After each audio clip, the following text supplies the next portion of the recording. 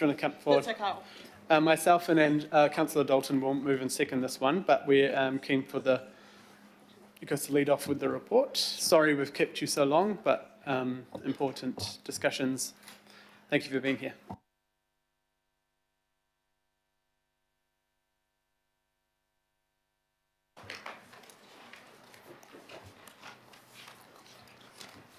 Tēnā koutou katoa, ko Sarah Leclerc, toku ingoa.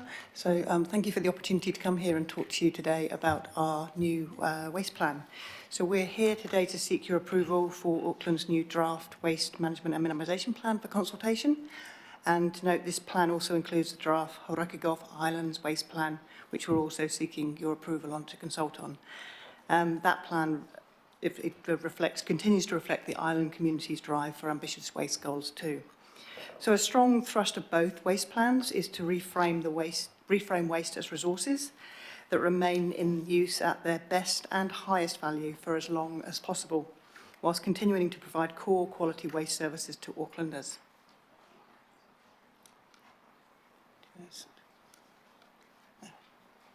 Great. The waste assessment and waste management and minimisation plans are both statutory documents that we are required to produce under the Waste Minimisation Act. So in simple terms, the waste assessment is that evidence base and the plan is what we plan to do about it.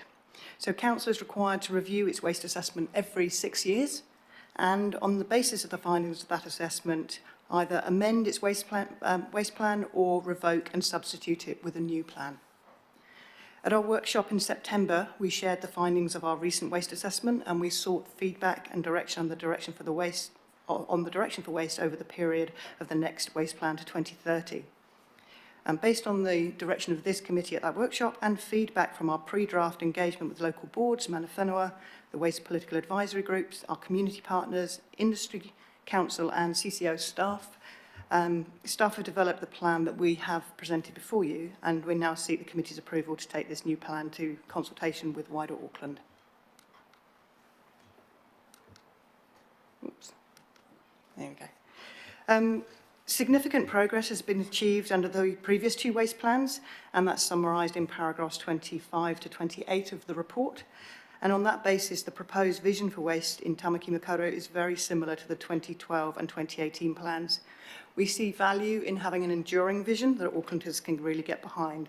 We appreciate that it's an ambitious and aspirational goal that will require changes not only locally but also in national and even global systems.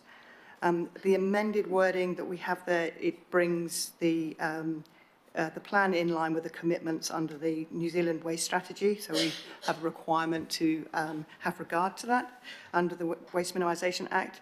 And it also brings the plan in line with the commitments under other council plans, such as Te Tarakia Tāwhiri Auckland's Climate Plan.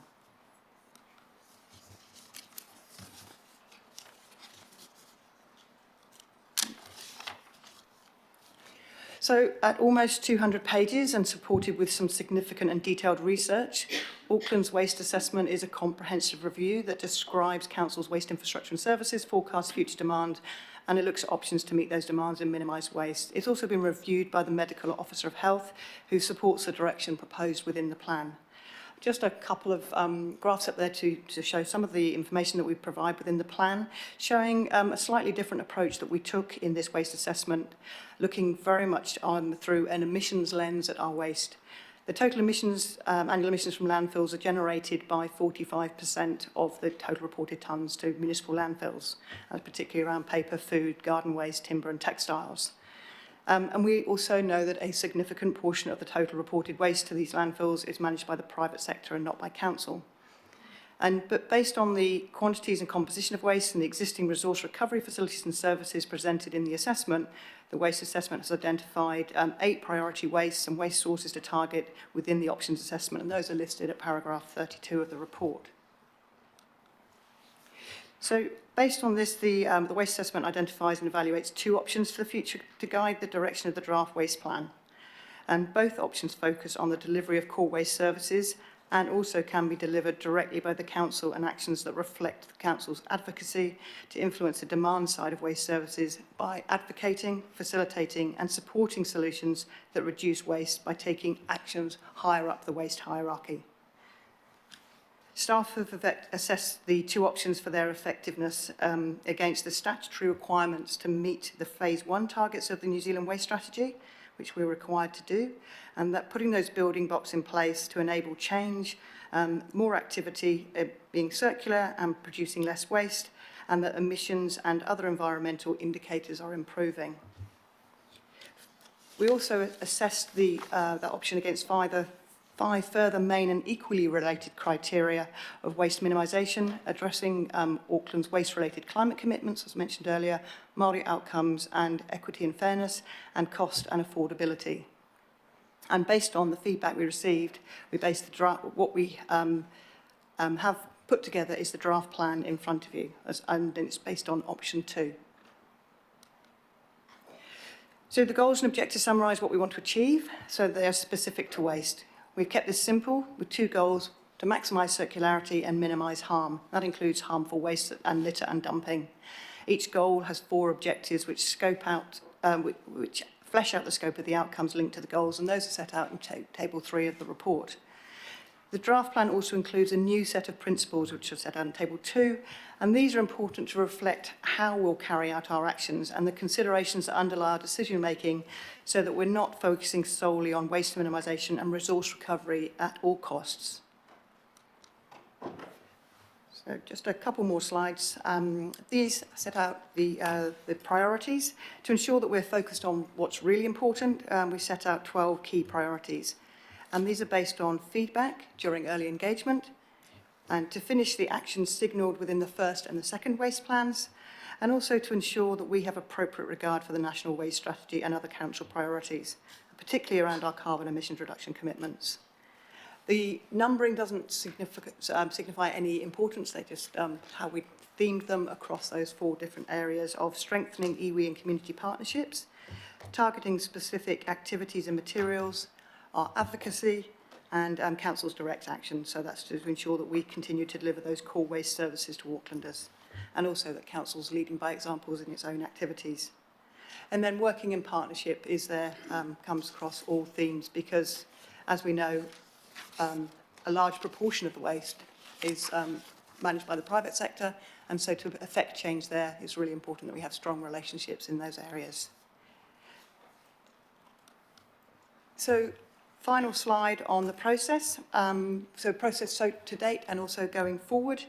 So if approved by committee, we would run this consultation alongside the long-term plan consultation process, and that's really to make the most of efficiencies of running those consultation processes and going out to the Auckland public once, and also the fact that this has to be a special consultative procedure which has particular requirements under the Local Government Act, and we're able to achieve those by running that parallel process.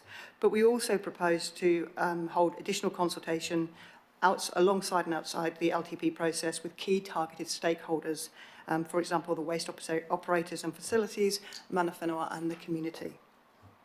So we also have some recommendations to the committee that seek resolutions to cover off some of the administrative steps that we need to take to meet the requirements of the Waste Minimisation Act, such as notifying the waste assessment and noting the need to set up a hearings panel through the Regulatory and Safety Committee, which we propose to do in we bring that report to that committee in February.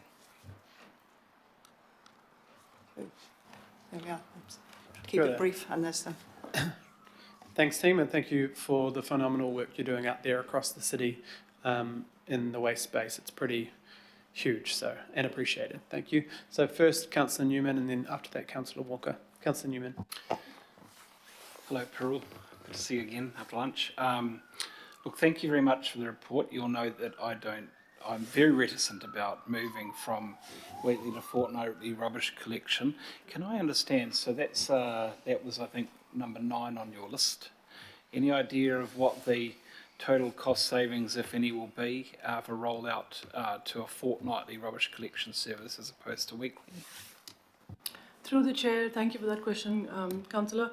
The saving is not such a saving to council because we provide services under a targeted rate system model, so the savings would be to the ratepayer. And the earlier workings that we've done, which compares a weekly to a fortnightly collection service, showed us a saving of up to $10 million per annum on OPEX. So what does that work out averaging for the average residential household that's going from weekly to fortnightly? I would need to work that out for you. I don't have that figure on top of my head, but as a just as a number, that is approximately 10 million. Okay. Secondly, so can I just understand what's the amount of illegally dumped rubbish and volume at the moment that you are having to collect? Do you know approximately the tonnage per year, and how does that compare in the last 3 years, year by year? Through the chair, apologies, I don't have those stats for you, but I can get them for you. I know that we are spending approximately $2 million on that contract to make sure that we are keeping the city clear of illegal dumping. And that has gone up from last year's, but I can get you the tonnage for that. But we are not aware of an massive increase in that tonnage over the years compared to the population growth that's happened in the city. So the increase in the cost of the contract is because of the cost of the service as opposed to the change in the tonnage? That's correct.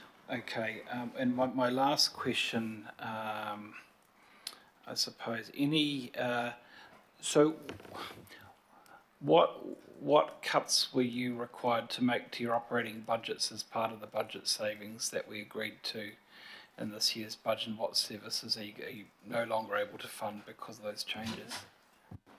Through the chair, given that most of our area is funded through a targeted rate, there haven't been any cuts that have been required to make to our area. The only thing that we have considered is the rollout of the community recycling centres and redirecting in terms of how we do it in terms of timeframes. But in terms of the actual services, that has not been affected because the services are through a targeted rate and through the waste levy. Any more capacity at the moment within your existing budgets for new centres for division, or you'd have to basically come back with a whole new rescoped business case and try and get that through?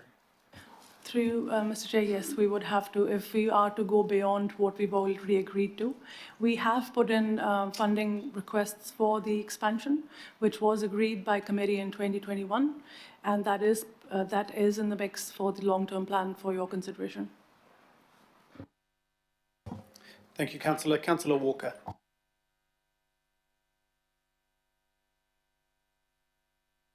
I've got a question first of all around the principles that underpin decisions and actions, and I don't have any issue with 1 to 7, but surely shouldn't we have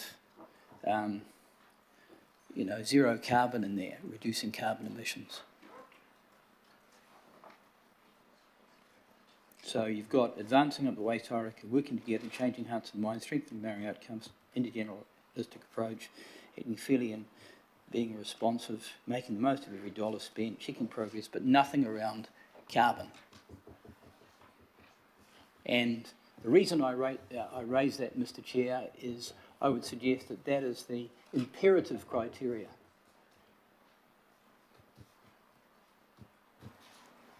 Through the chair,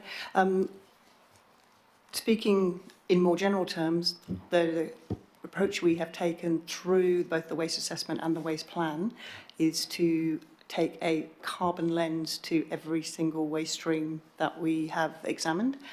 So just for assurance, there is very much threaded through the plan. Under the principles, we considered carbon as under these sort of sub-bullet points within the principles, which is in the main part of the plan, and perhaps didn't come through in the report, under the taking an intergenerational and holistic approach. So we have a bullet point there, so supporting waste decisions and projects that restore and regenerate the tile as a whole, but also considering the end-of-life uses and circularity of products while factoring in environmental impacts and life cycle analysis of emissions where possible. So perhaps it's tucked too far down there, but it's definitely within there. And also within our goals and objectives, under Goal 1, maximising circularity of resources, under the second objective, that reduction of greenhouse gases is explicit. Sure. So through you, Mr. Chair, I would make the recommendation that it's in the principles. It is a principle. And the reason that I mention this is that there are a number of instances where we are doing stuff where there are alternatives that the community could follow that are better in respect of reducing emissions. So there is a reason why I'm suggesting this. Okay? For example... We're still on questions. Okay, so I'm asking that question.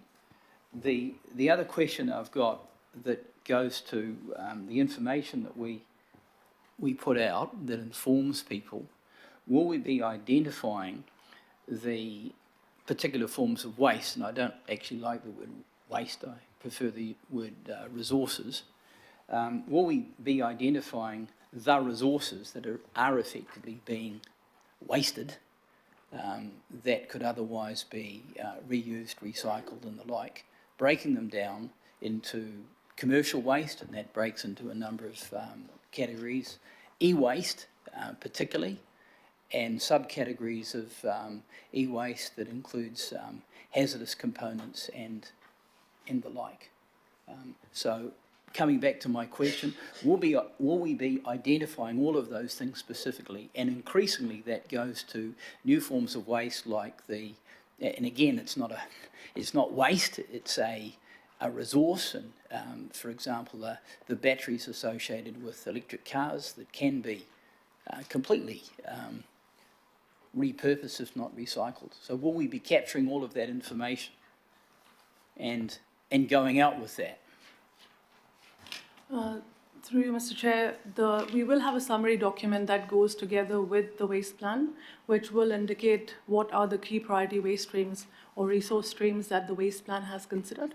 And the waste plan does have quite a bit of focus on some of the key streams that we are going to be focused on to actually achieve what is in the principles. So we would be highlighting those to that effect. The waste assessment will also be made available for public consumption in terms of if they want to go through that, which also has a lot of detail on the waste streams that you're referring to.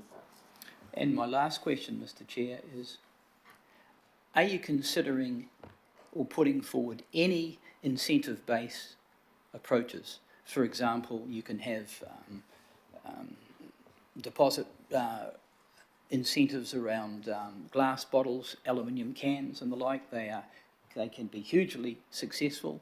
You could have incentives around e-waste collections, batteries, and these type of incentives are in place in a number of cities and they are immensely effective. So do we have any incentive-based approaches?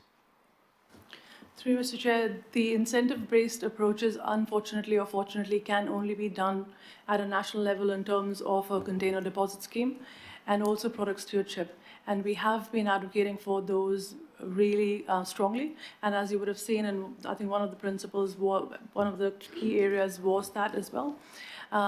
The good news is, for example, the Tire-Wise program is coming on play, which is actually having that product stewardship scheme, which is giving incentive to people to bring the tires back to make sure that they are recycled.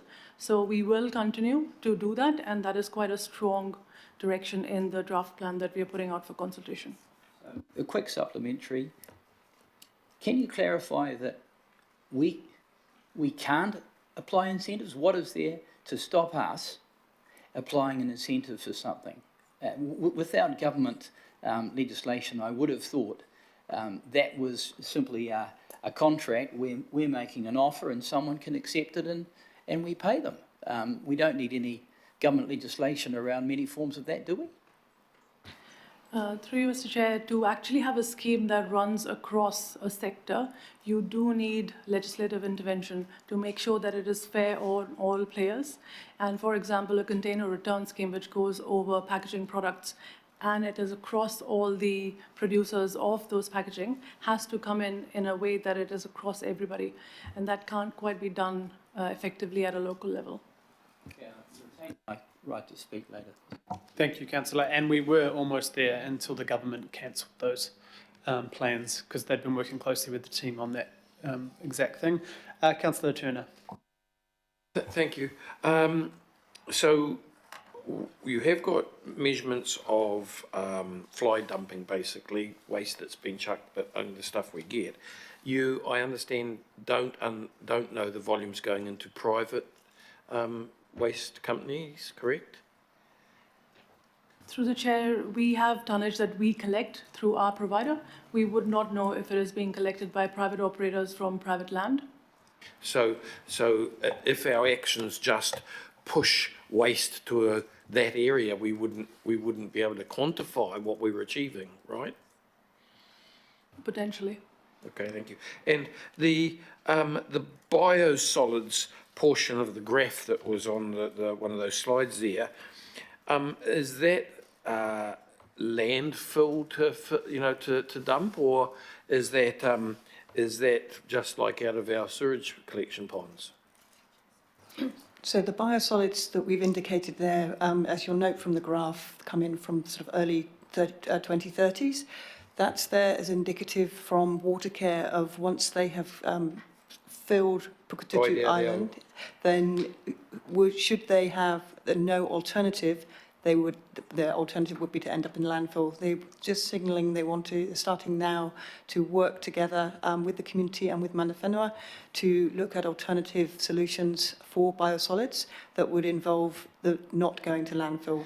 So that would be worst case scenario should no alternative be able to be So found. those biosolids aren't in the 0 by 2040 measure, I hope.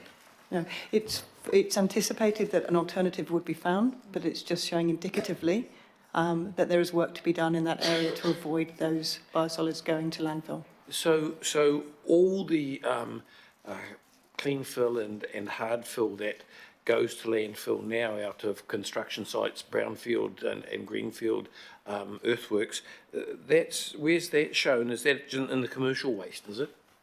Yes, some of that is in the commercial waste. What this is class 1 landfills, but we do know that some of that construction demolition waste is starting to go to other landfills where that is not requiring the treatment or the has the contamination levels required at a class 1 landfill. So that's the waste levy doing what its job is what it's supposed to do. Okay, thank you. Thank you. Last question, Deputy Chair, Councillor Dalton.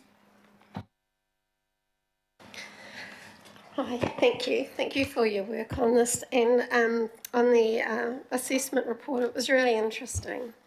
And I wondered, you did some work in Manurewa and Papakura, and I think it was 5 families in each. And it had some really good results, and that was around education. And these were big families, nappies, rubbish, all sorts of rubbish. And so by the end of that, it was easy to see that they could manage a fortnightly pickup. And that I think was through Te Awaora Trust. I'm wondering if there's capacity to be able to up the numbers that we could work with, families we could work with, but also I wondered if you had had an opportunity to present those results to either local board, because they don't support fortnightly pickups. And I think there's quite a bit of education to do in there about what happens when you actually work with our big families and you educate them on how to use their food scraps bin, recycling bin, garden waste, that it's manageable. Through the chair, yes, that was a very intense an interesting piece of work that we worked very, very closely with those 10 families, and it did demonstrate that with that assistance, it is possible. Now, clearly, we would also have other supporting services like our resource recovery network, because there are occasions, for example, when friends visit or things like that, where maybe more capacity is required, and there are alternative options. But it would be really good to present those results and present the feedback from the families of the work that we did there. Yeah, I think it's really helpful. I was just having a chat with Councillor Foley about that too, because she has similar challenges in her area. So it'd be great to be able to invest perhaps some more into the areas that do struggle in this space. Thank you for that. And the monthly pickup, I think that's a really good idea. I mean, I could absolutely go monthly, so there's plenty of people that could possibly do that if they had the will to do that. Yeah, thank you. Thank you very much. That's the end of questions. So we'll just get you to step back, and we have one taker for speaking already. So Councillor Walker. Sure. So the ongoing concern I have, Mr. Chair, is that I believe that we will not escalate diversion, repurposing, reuse, recycling to the extent that we could and should. I remain concerned that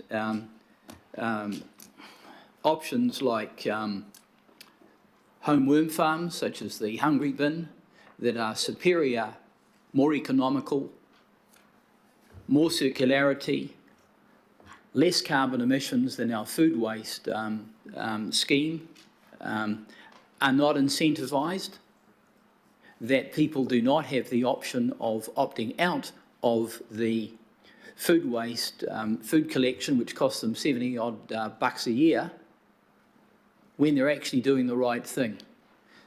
So I have that ongoing concern. We should be empowering communities, not disempowering them in many respects. I also have a concern that there's a lack of incentives generally. What that amounts to is that people take the easy option in terms of mixed waste, mixed recycling, which ends up with a degraded situation, really expensive separation, high volumes of plastic and other waste that are contaminated. So I have an ongoing concern there, and also a concern that because we are not adequately incentivising, we have significant amounts of commercial industrial waste and growing amounts of e-waste.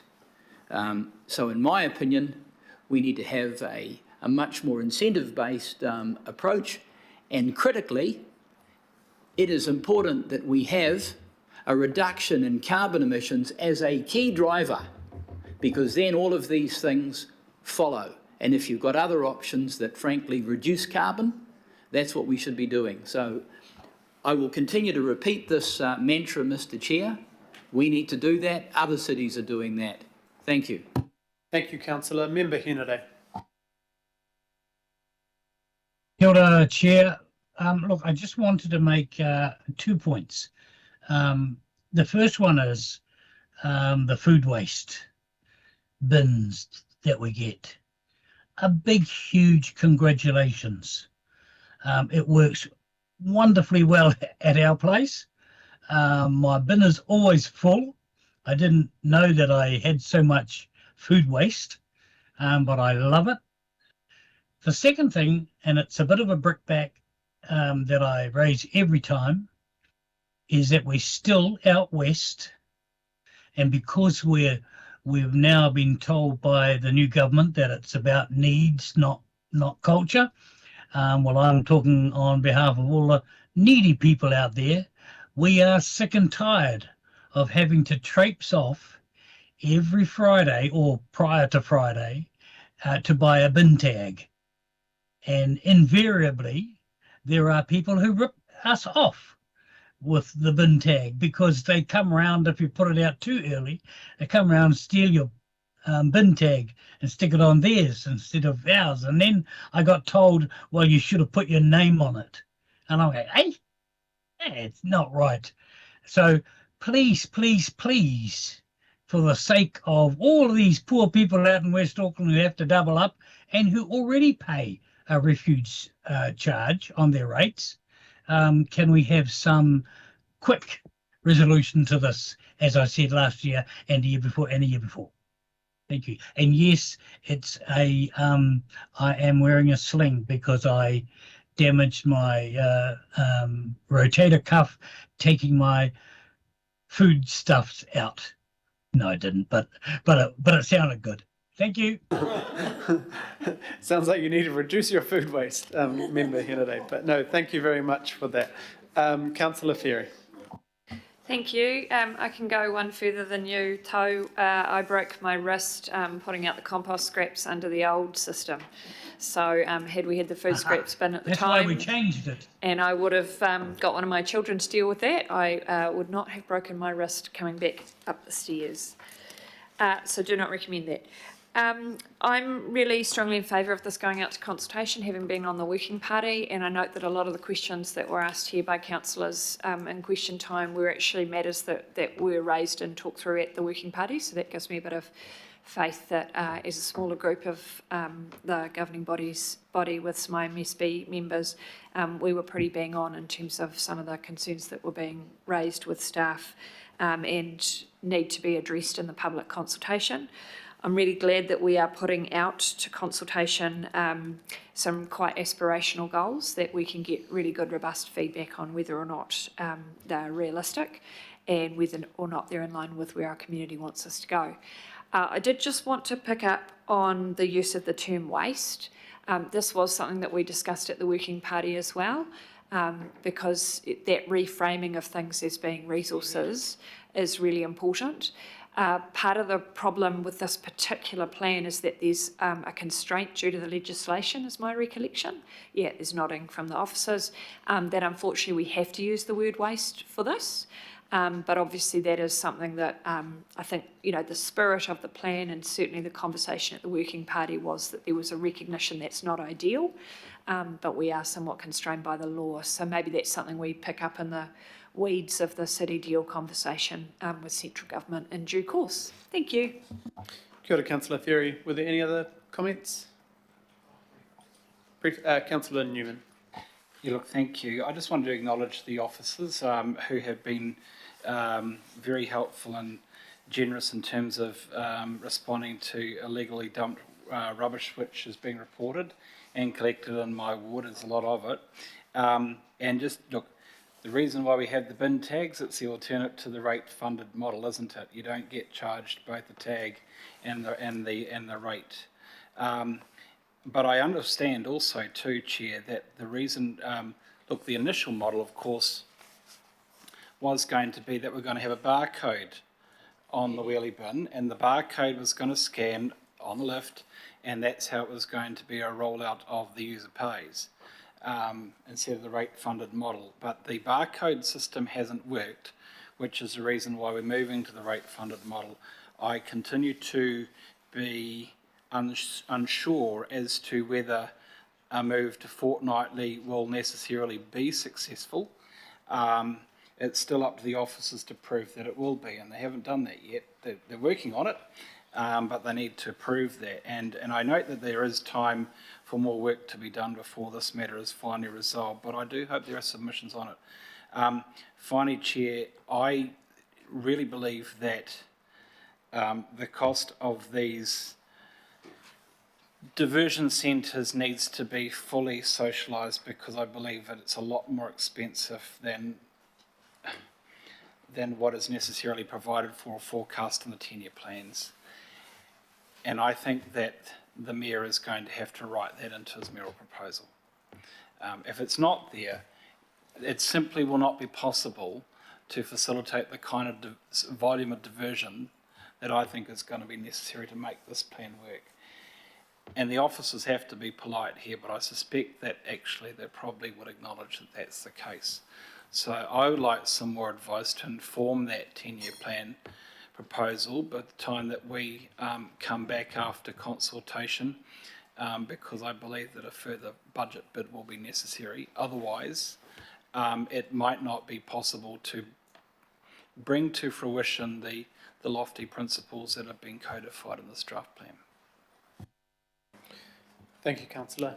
There are no more comments. Just want to acknowledge, yes, this will go out to this will go out to consultation. I'll ensure Councillor Walker with Councillor Dalton that we will get the climate emissions part of the plan more obvious through the document when we sign that off. It is I thought it was obvious and throughout the document, but we'll ensure that that changes there.